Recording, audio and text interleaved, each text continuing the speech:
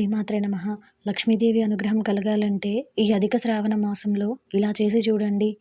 కోటి విద్యలు ఉన్నా కూటి కొరకే అన్నట్టు ప్రతి ఒక్కరూ వారు చేసే పని బాగా అభివృద్ధి చెందాలని, దానితో సంపదలు కలిసి రావాలని భావిస్తూ ఉంటారు.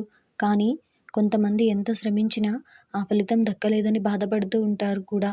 ఇలా ఎంత బాధపడినా సరే మన సంపద పెరగకపోగా కుటుంబంలో చికాకులు, సమస్యలు అధికమవుతాయి. వీటన్నిటికీ ఉపశమనం లభించి మన ఇంట్లోకి లక్ష్మీదేవి రావాలంటే ఈ అధిక శ్రావణంలో వచ్చే ప్రతి శుక్రవారం రోజు ఈ పరిహారం చేయడంతో లక్ష్మీదేవి తప్పక అనుగ్రహిస్తుంది.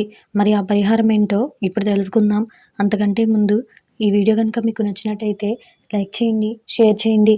అలాగే మరెన్నో ఇలాంటి ఆధ్యాత్మిక విషయాల కోసం మన ఛానల్ని సబ్స్క్రైబ్ చేసుకోండి. ఇంకా విషయంలోకి వెళ్తే, శుక్రవారం రోజు లక్ష్మీదేవికి లక్ష్మీ గవ్వలతో కూర్చిన హారం వేసి ఇష్టమైన ఎర్రటి పూలను సమర్పించి పూజ నిర్వహించాలి. ఆ తర్వాత ఒక రాగి కలశం చెంబు తీసుకుని దానికి పసుపు, కుంకుమలతో బొట్లు పెట్టి దాని నిండా నీళ్లు పోయాలి.